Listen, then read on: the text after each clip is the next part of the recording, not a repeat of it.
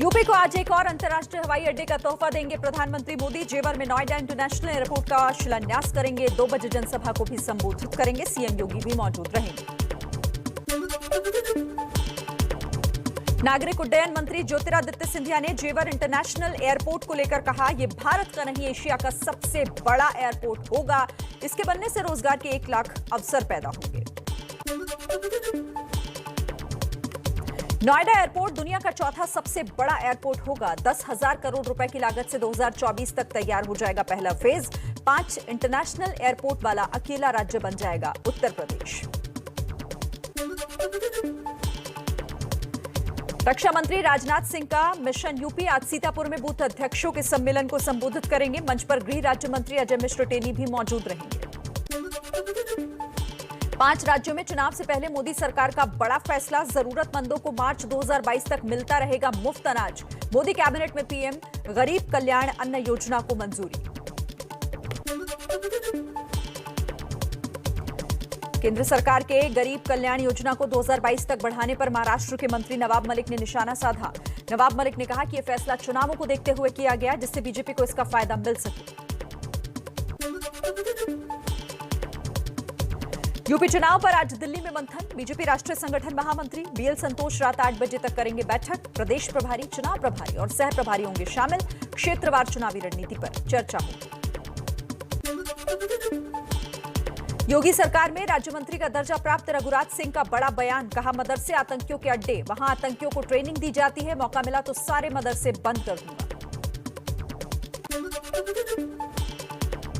रघुराज सिंह के बयान से सुहेलदेव भारतीय समाज पार्टी के अध्यक्ष ओम प्रकाश राजभर ने कहा कि बीजेपी सिर्फ हिंदू मुस्लिम कहकर झूठ बोलने का काम करती है। इनको महंगाई नहीं दिखती, सिर्फ भारत पाकिस्तान और मदरसा दिखता है। ये लोग माहौल खराब करने की ट्रेनिंग लेकर आए। यूपी चुनावों से पहले कांग्रेस बीएसपी को बड़ा झटका। रायबरेली से कांग्रेस विधायक अदिति सिंह और बीएसपी विधायक वंदना सिंह बीजेपी में शामिल हुई। यूपी में समाजवादी पार्टी और आम आदमी पार्टी में गठबंधन करीब करीब तय। अखिलेश यादव ने आम आदमी पार्टी नेता संजय सिंह, दिलीप पांडे के साथ तस्वीर ट्वीट की। लिखा, एक मुलाकात बदलाव के लिए।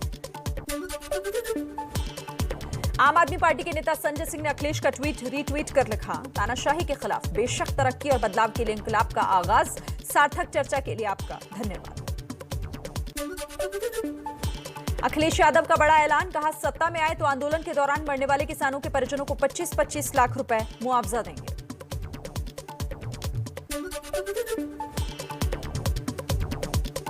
सहयोगी जनवादी सोशलिस्ट पार्टी के मंच पर नजर आएंगे समाजवादी पार्टी के अध्यक्ष अखिलेश यादव। आज लखनऊ में होगी रैली। एआईएमआईएम प्रमुख असदुद्दीन ओवैसी का आज यूपी दौरा। जौनपुर में आज दोपहर जनसभा को संबोधित करेंगे। यूपी बीजेपी के प्रदेश अध्यक्ष स्वतंत्र देव सिंह का ओवैसी पर निशाना। बोले, हैदराबाद से आकर ओवैसी जिन्ना के रास्ते पर चलना चाहते हैं, देश का बंटवारा कराना चाहते हैं। ओवैसी के शाहीन बाग वाले विवादित बयान पर बलिया से बीजेपी विधायक सुरेंद्र सिंह का हमला। कहा, यूपी को शाहीन बाग बनाने की हिम्मत करने वालों के लिए पोस्टमार्टम हाउस तैयार है। मेघालय में कांग्रेस को बहुत बड़ा झटका। पूर्व सीएम मुकुल संगमा समेत कांग्रेस के 17 में से 12 विधायकों की टीएमसी में शामिल होने का दावा। आज मुकुल संगमा प्रेस कॉन्फ्रेंस करके ऐलान करेंगे। दिल्ली में कांग्रेस अध्यक्ष सोनिया गांधी की आज लोकसभा और राज्यसभा के पार्टी के वरिष्ठ सांसदों के साथ बैठक। संसद में मोदी सरकार को घेरने की रणनीति पर चर्चा होगी। बंगाल के सीएम ममता बनर्जी ने पीएम मोदी से मुलाकात की। कहा, बीएसएफ के अधिकार क्षेत्र का फैसला वापस ले केंद्र। संघीय ढांचे को बेवजह छेड़ना ठीक नहीं। बंगाल के बकाये का भी करें भुगतान। ममता बनर्जी ने पीएम मोदी को बंगाल बिजनेस समिट का उद्घाटन करने का न्योता दिया। ममता ने एमएसपी पर कानून बनाने की मांग की। त्रिपुरा में हुई हिंसा को लेकर आमने सामने ममता और बिप्लब सरकार। पश्चिम बंगाल पुलिस ने सीएम बिप्लब देब के ओएसडी को नोटिस जारी कर 25 नवंबर से पहले पेश होने को कहा। त्रिपुरा में आज हो रहे 200 सीटों के स्थानीय चुनाव से पहले ही हिंसा का दौर शुरू हो गया है। वार्ड 5 से टीएमसी कैंडिडेट श्यामल पाल के घर पर हमला हुआ। सीसीटीवी में कैद हुई पूरी वारदात। अगले हफ्ते मिशन उत्तराखंड की शुरुआत करेंगे प्रधानमंत्री। 3 दिसंबर को देहरादून में जनसभा करेंगे।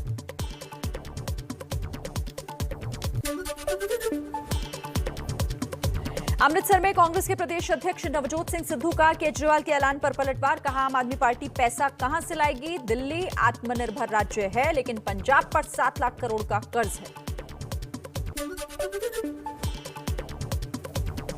पंजाब के मुख्यमंत्री सीएम चन्नी का बड़ा बयान। कहा, राज्य में केबल माफिया का राज खत्म करेंगे। केबल ऑपरेटर्स ने कहा, सीएम चन्नी का बयान रोजगार खत्म करने वाला है।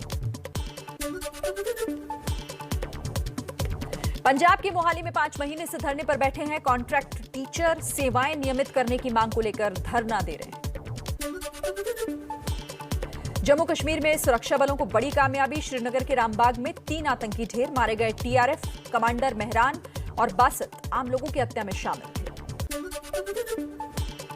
नशे के जाल में जकड़ा जम्मू कश्मीर। एम्स और national drug dependence treatment centre यानी कि एनडीटीसी के सर्वे के मुताबिक करीब 6 लाख लोग नशे का शिकार हैं।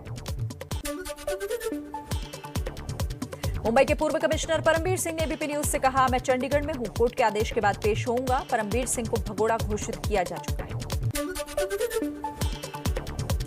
परमबीर सिंह की बढ़ सकती है मुश्किलें। सूत्रों के मुताबिक परमबीर को गिरफ्तारी से मिली राहत के खिलाफ सुप्रीम कोर्ट जा सकती है उद्धव सरकार।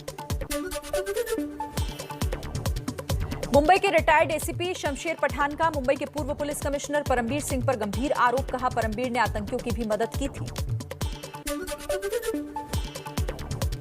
कर्नाटक के कलबुर्गी सरकारी अफसर के घर पर छापे में टॉयलेट के पाइप से मिली 54 लाख के नोटों की गड्डी। काली कमाई छिपाने के लिए फर्जी पाइप लगाया गया था। लुधियाना में एसटीएफ की टीम ने 930 ग्राम हेरोइन के साथ एक शख्स को गिरफ्तार किया। पंजाब के फरीदकोट का रहने वाला है आरोपी। एमपी के खरगोन में धर्मांतरण का वीडियो हुआ वायरल। पुलिस ने कार्रवाई की। 3 लोगों के खिलाफ मुकदमा दर्ज। एक महिला समेत 2 लोग गिरफ्तार, एक आरोपी फरार।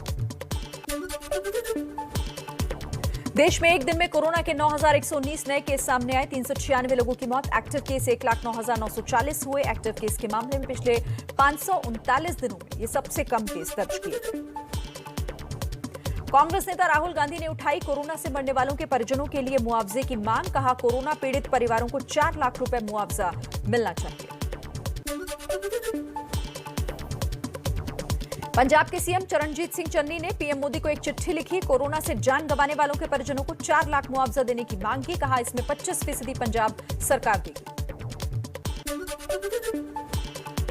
भारत बायोटेक के टीके कोवैक्सीन का पहला रियल वर्ल्ड डेटा सामने आया। कोवैक्सीन 50% प्रभावी। रियल वर्ल्ड स्टडी दिल्ली के एम्स अस्पताल में हुई थी।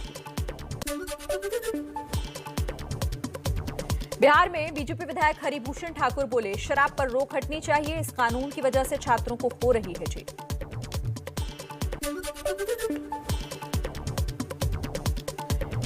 मंदसौर में पूरी वैक्सीन लगवाने वाले शख्स को शराब पर मिलेगी 10% की छूट। आबकारी विभाग ने जारी किया आदेश। रेलवे ने राजधानी, शताब्दी, दुरंतो, वंदे भारत एक्सप्रेस, तेजस और गतिमान एक्सप्रेस ट्रेनों में फिर से खाना मिलने को शुरू किया है। कोरोना के कारण इस सर्विस को बंद कर दिया गया था। दिल्ली में वायु प्रदूषण की हालत अभी भी गंभीर।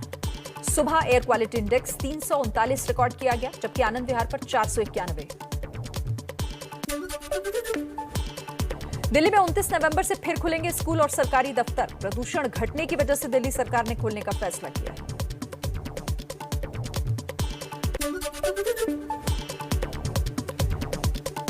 दिल्ली में 2 बड़े सरकारी अस्पतालों के रेजिडेंट डॉक्टर्स की हड़ताल। कई महीनों से सैलरी नहीं मिली। केजरीवाल सरकार और नगर निगम के बीच खींचतान में फंसा है वेतन।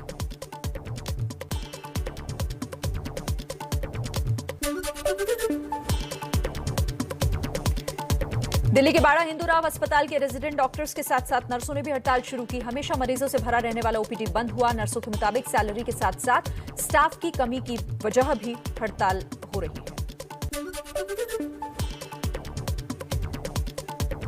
नॉर्थ एमसीडी ने केजरीवाल सरकार पर ठीकरा फोड़ा। कहा, दिल्ली सरकार ने बजट में कटौती की। अभी 442 करोड़ की किस्त भी नहीं मिली है, जिससे सैलरी देने में दिक्कत हो रही है।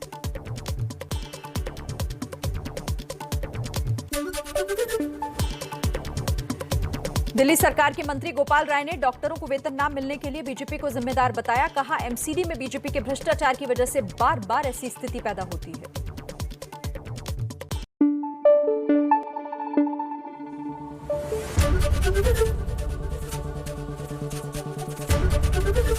एबीपी न्यूज आपको रखे आगे।